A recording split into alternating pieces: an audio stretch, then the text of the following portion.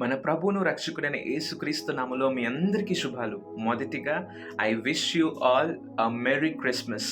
మీ అందరికీ మా తరపు నుంచి, పరిచర్య తరపు నుంచి క్రిస్మస్ శుభాకాంక్షలు తెలియజేస్తా ఉన్నాను. అందరూ చాలా సంతోషంగా ఉన్నారు కదా! మంచిగా కొత్త బట్టలు, ఇంటి నిండా చుట్టాలు, ఎంతో సంతోషంగా హడావిడిగా ఉంది కదూ! ప్రపంచవ్యాప్తంగా సెలబ్రేట్ చేసుకునేటువంటి ఒకే ఒక్క ఫెస్టివల్ క్రిస్మస్ కదండీ! ఈరోజు ఎక్కడ చూసినా కూడా మరి క్రిస్మస్ సెలబ్రేషన్స్ జరుగుతా ఉంటాయి. చాలామందికి అనేకమైన క్వెషన్స్ ఉంటాయి. చాలామందికి అనేకమైన పనులుంటాయి. ఈ క్రిస్మస్‌ని 25న ఎందుకు జరపాలి? Why not some other day అన్న ఆలోచనలు కొంతమందికి ఉంటాయి. ఏదైనప్పటికీ ఒకటి గుర్తుపెట్టుకోండి. క్రిస్మస్ అనగా క్రీస్తుని ఆరాధించడం. క్రైస్ట్ మాస్ అన్న పదం నుంచి తీయబడి క్రీస్తుని ఆరాధించడంగా భావంగా మనం గుర్తిస్తూ ఉంటాం. ఈరోజు క్రిస్మస్ చేసుకుంటాం, కానీ క్రీస్తు లేని క్రిస్మస్ చాలామంది జీవితాల్లో మనం చూస్తూ ఉన్నాం. There is no Christ in your Christmas అంటే ఏంటి అని ఆలోచన చేయొచ్చు. ఈరోజు చాలామందికి క్రిస్మస్ అంటే కేవలం కొత్త బట్టలు ధరించడం మాత్రమే. క్రిస్మస్ అంటే ఆడుతూ పాడుతూ తాగుకుంటూ గంతులు వేయడం మాత్రమే. క్రిస్మస్ అంటే ఆదివారం అంటే లేదా క్రిస్మస్ నాడు చర్చ్కి వెళ్ళి రావడం. చాలామందికి క్రిస్మస్ అంటే మరొకటి.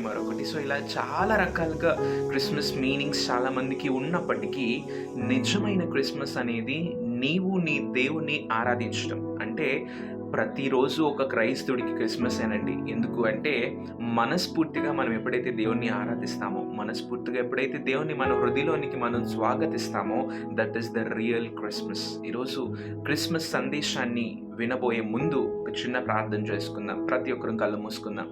ప్రభువా, నీకు స్తోత్రాలు. దేవా, నువ్వు అన్ని సమస్తాన్ని ఎరిగిన దేవుడు ప్రభువా. ఇదిగో ప్రభువా, ఈ యొక్క క్రిస్మస్ పర్వదినాన్న ప్రభువా, నీవు మా అందరితో మాట్లాడండి. నీ శ్రేష్టమైన సందేశాన్ని మాకు తెలియజేయమని యేసు నామములో అడుగుచున్నాను తండ్రి, ఆమేన్. రైట్. సో మనందరం కూడా మన పరిశుద్ధ గ్రంథాలు తెరుద్దాం. లూకా సువార్త 2వ అధ్యాయం, లూక్ చాప్టర్ 2. మనందరికీ తెలిసిన వచనాలేనండి. లూకా సువార్త 2వ అధ్యాయం 10-11 వచనాలు నేను చదువుతా ఉన్నాను. Luke chapter 2 verse 10 and 11.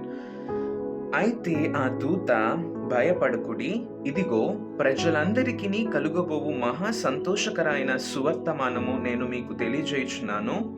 దావీదు పట్టణమందు నేడు రక్షకుడు మీ కొరకు పుట్టి ఉన్నాడు. ఈయన ప్రభువైన క్రీస్తు. రైట్.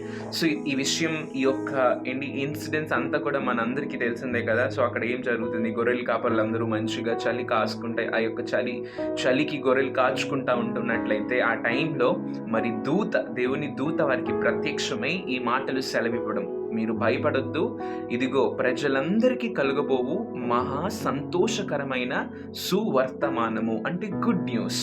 అది అందరికీ, ఇక్కడ స్పెసిఫిక్గా కొంతమంది ప్రజలకు మాత్రమే అని రాయలేదు. కానీ దేవుడు చాలా స్పష్టంగా రాసిన మాట, ప్రజలందరికీ కలుగబోవు మహా సంతోషకరమైన సువర్తమానం. అంటే ఎందుకని ఇది సువర్తమానమైంది? Why it is a good news? Why is the birth of Christ a good news?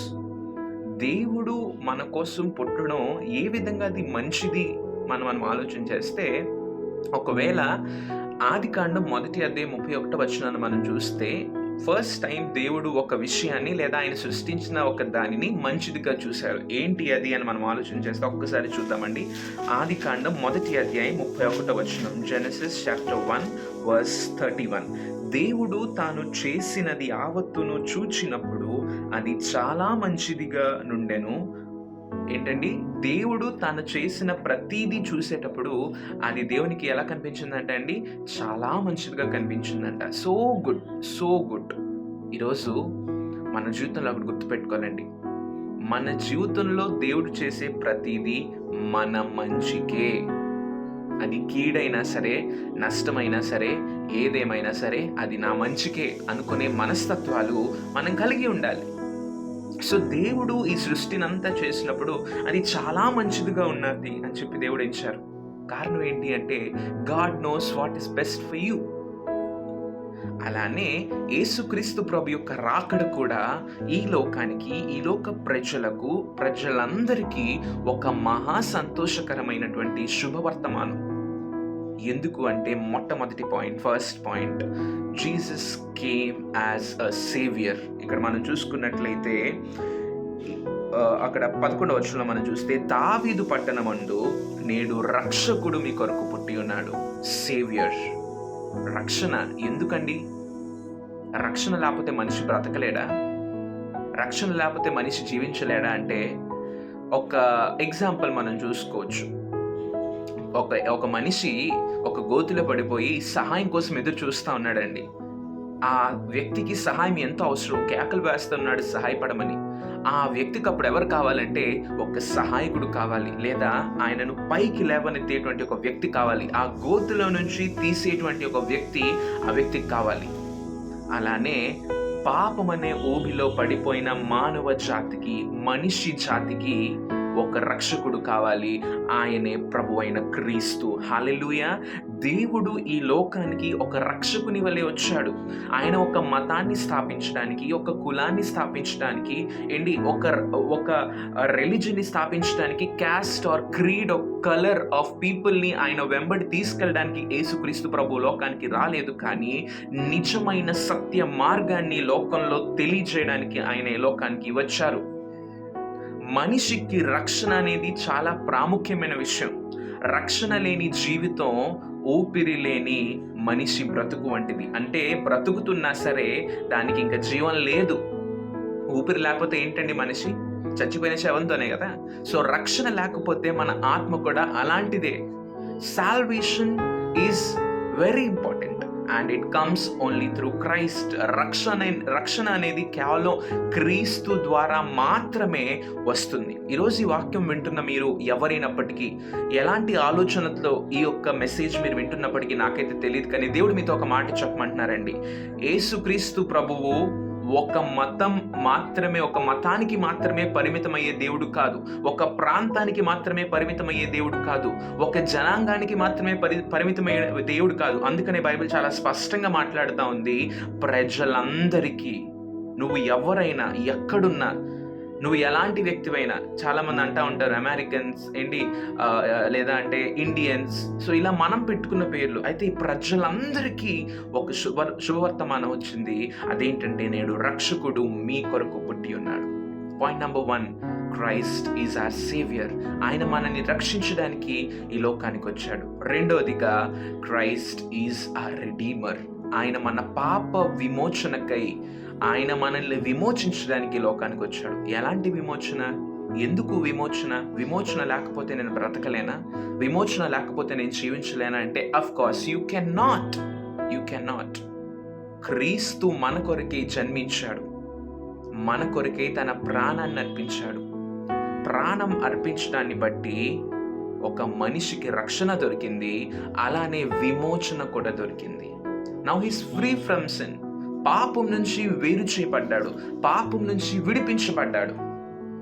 ఈరోజు మీ జీవితంలో ఇంకా పాపం ఉందా? ఇంకా పాపపు కార్యాల్లో బ్రతుకుతా ఉన్నారా?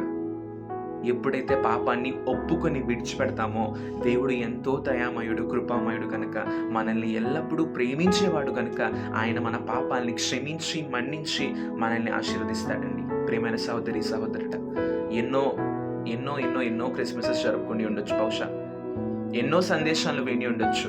కానీ క్రీస్తుకి కనుక నీ హృదయంలో చోటు ఇవ్వకపోతే, యేసుక్రీస్తు ప్రభువుని నీ రక్షకునిగా, నీ విమోచకునిగా, మూడోదిగా యేసుక్రీస్తు ప్రభువుని నీలో నువ్వు ఉంచుకొనకపోతే నువ్వు బ్రతకలేవు.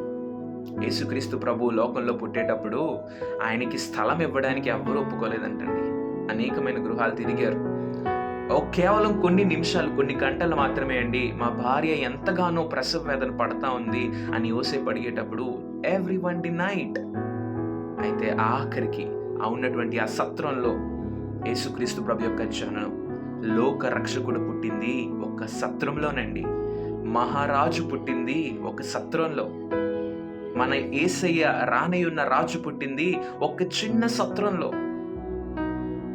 ఈరోజు ఆ సత్రాన్ని కూడా దేవుడు విడిచిపెట్టి నీ హృదయంలోనికి రావడానికి ఇష్టపడతా ఉన్నాడు. నీ హృదయంలోనికి గనుక ఆయనకి చోటు ఇవ్వగలిగితే, నీ హృదయంలో గనుక యేసుక్రీస్తు ప్రభుకి నువ్వు స్థానం ఇవ్వగలిగితే, నీ బ్రతుకులో కూడా, నీ కుటుంబంలో కూడా, నీ వ్యక్తిగత జీవితంలో కూడా ఎనలేని అద్భుతాలు దేవుడు చేయడానికి ఇష్టపడతా ఉన్నాడు. Are you ready to give your heart to God? Are you ready to accept Jesus as your Savior? as your Redeemer and give place in your heart. If you're gonna follow these 3 things this Christmas, దేవుడు మనందరి జీవితంలో గొప్ప అద్భుతాలు చేస్తాడు. కళ్ళు మూసుకుందాం, ప్రార్థన చేద్దాం. ప్రభువా, నీకు స్తోత్రాలు. ఈ క్రిస్మస్ సందేశాన్ని మాకు వినిపింపజేసినందుకు నీకు స్తోత్రాలు. యేసయ్యా, నీవి లోకానికి ఒక శుభవర్తమానాన్ని తీసుకొచ్చావు. ఏంటా శుభవార్త అంటే, మొదటిగా ఒక రక్షకునిగా, ఒక విమోచకునిగా, దేవా, మా హృదయాల్లో ఉండేటువంటి ఒక దేవునిగా నువ్వు మా కోసం ఈ లోకానికి వచ్చి ఉన్నావు. Lord, you came to this world as a saviour, redeemer, and you want place in our heart. Lord, మేము ఎప్పుడైతే మా హృదయాల్లో నీకు స్థానం ఇస్తామో మా జీవితాలు మార్చివేస్తావు ప్రభా, మా జీవితాలు మార్చివేస్తావు. తండ్రి, మాటలు విన్న ప్రతి బిడ్డను దీవించు. ఈ క్రిస్మస్ ప్రతి ఒక్కరి జీవితంలో నిజమైన మార్పుని తీసుకొచ్చును గాక అని ప్రార్థన చేస్తున్నాం తండ్రి.